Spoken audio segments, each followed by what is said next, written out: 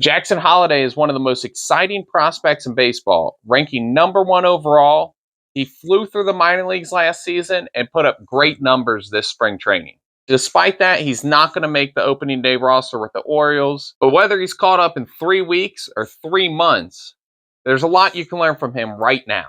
Over the offseason, his dad, Matt Holliday, started posting the hitting sessions on their Instagram page. This included Jackson, his younger brother Ethan, and countless MLB All-Stars. This program uses overload, underload, fungo bat. They do machine work. They hit fastballs. They hit sliders, angled BP, angled sliders, different, same-handed, opposite-handed, stuff like that. They mix it up a lot. This routine is great because you can build bat speed, barrel awareness, pitch recognition, all while facing a moving pitch and competing. So I'm going to show you how I went from this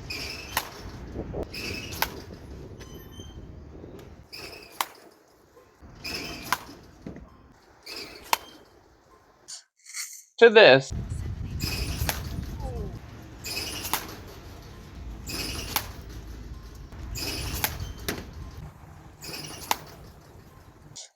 In just 1 week while gaining 5 miles per hour bat speed. Day 1 for me was their October 17th post. They start out doing the hover drill with darts, regular BP, and finish up with same-handed sliders, which is left-handed sliders for them, right-handed sliders for me, with an underload bat. Darts are an alternative to soft toss or underhand toss. It's a more realistic pitch trajectory and a little more firm. Apparently it's standard in the Orioles organization, and I used a higher table to replicate it. The hover drill is used to control your forward movement, your forward stride, and that was my main focus here. Sometimes I get a little too far forward, a little steep, I cut the ball, so this drill could really benefit me.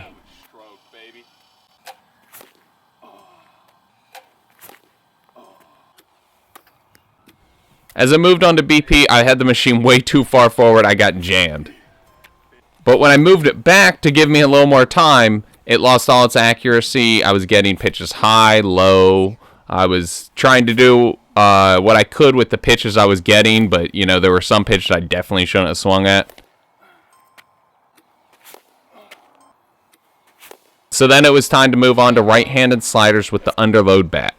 I expected to struggle a lot more than I did. I did swing and miss, but I hit a lot of solidly hit ground balls, low line drives, before finding a nice line drive stroke to center to end the night. Oh, baby, that was stroke. Hammered. 81, there we go. I went back to October 16th for day 2. It features darts, angled fungo BP, and straight BP with a gamer, underload, and fungo. Unfortunately, the height and table put the machine at risk to get hit, and it did get hit. Twice. If you're going to use this setup, I suggest using something to protect the machine. I used to actually put a little Amazon box that I had in front of it. I don't know where that went, so I didn't use it this time. Once I finished up darts, I got my first swings with a fungo, and they weren't great. But after a little bit, I started to get a feel for the bat and started to pull the ball in the air with ease. Switching back to the gamer, it felt like 100 pounds. So I stayed center to right center, low line drives, and honestly, that wasn't even by choice. That was just because I could not swing the bat.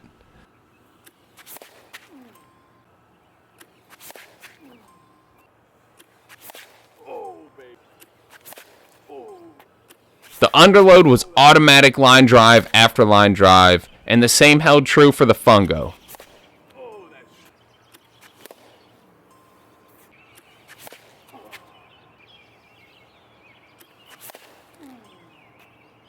Oh, baby.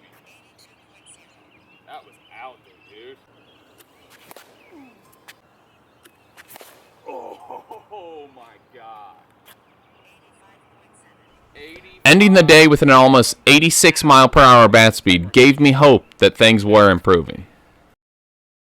The October 23rd post starts with overload darts, angled darts, and angled BP. The overload bat was definitely swinging me. I wasn't swinging it that well. I ended up having some decent swings. I really struggled a bit and rolled over a lot, cut under some pitches, popped them up.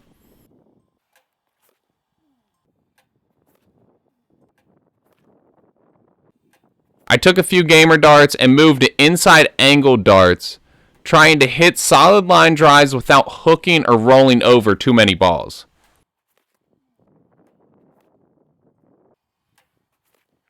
Opposite field darts was much easier, but I did still pop up a few.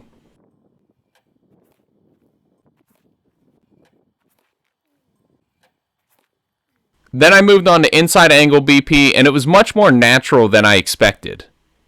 I only hooked 1 or 2 balls, and I was driving a lot left center in the air. It felt great.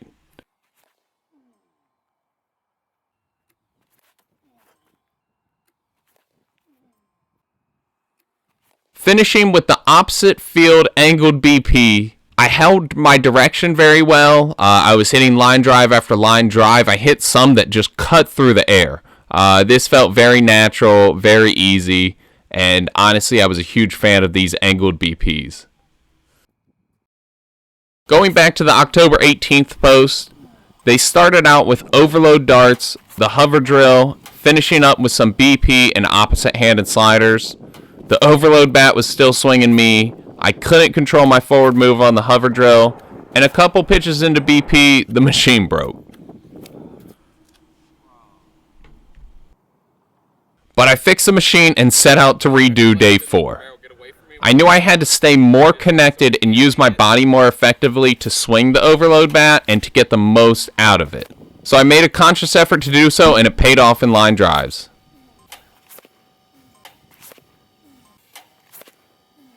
Onto the hover drill, I made sure my focus was holding that tension in the back hip, holding the weight into the ground, and controlling my stride, turning behind the ball. Hopefully it doesn't continue.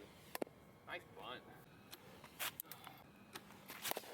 Despite the machine seemingly throwing change-ups, I had a good round of BP with the gamer, even hitting 84 mile-per-hour bat speed on one of the swings.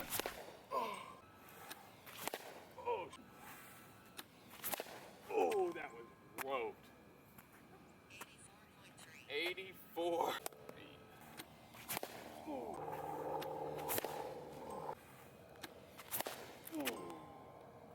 Hey. 90? I didn't even think that was possible. Fungo BP went great, highlighted by a 90 mile-per-hour bat speed, something that I had previously read was impossible. Lefty sliders diced me up for a minute before I finally put some balls in play. Fight off. I just kept at it, kept taking more and more swings. Eventually, I started raking. I started hitting line drives. First I swung a miss, then I hit some weak ground balls, then I hit some balls the other way, then I hit some line drives. Started really driving the ball. I actually had a few unfortunate accidents, but the pain was definitely worth it that day. Right after I hit the eye. How bad is it, guys? Oh my god, dude. Ooh, backside bomb to end it? Oh, baby. 88? I don't want to end it now. Ooh. Ooh. Bomb this and we're going home. Oh my god, dude. 85.8.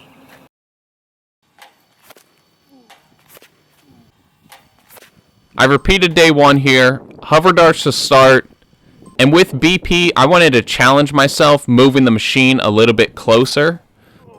My main focus was loading into the back hip and bat speed. I finished the day off with right-handed sliders, underload bat, just trying to push speed.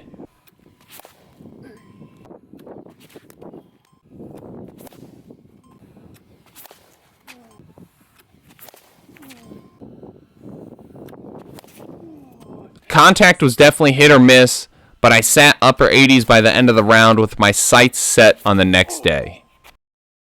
I felt great heading into the final day, heading back to the batting cages. I started out in the low 70s bat speed, driving the ball in the air, which was a great start.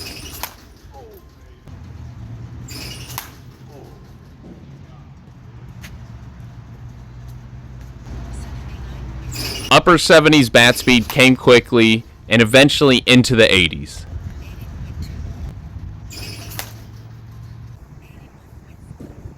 And I must have swung so fast that I just flat out missed this one.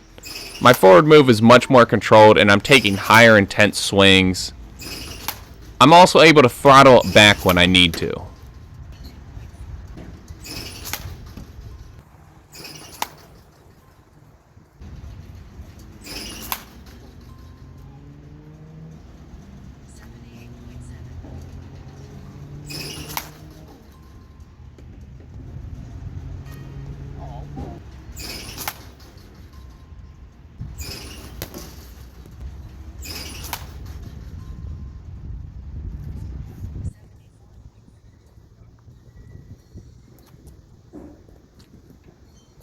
So why did this help me improve so much? Well, I haven't faced velo all winter. I hit my soft toss, I hit my small machine, my big machine is actually broken. And one of the perks of hitting the light balls, whether it's a plastic ball or a foam ball, you can swing hard. You can swing without repercussions. You can take big hacks. You can swing with a wood bat. Then you can learn and discover how to hit the ball hard without worrying about it, without having any of the bad side effects. And then you can go hit actual baseballs and get back used to that. Building bat speed and barrel awareness with all the different bats you use, facing actual moving pitches, whether they're sliders, fastballs, different angles. We're facing it here. It's really hard not to get better.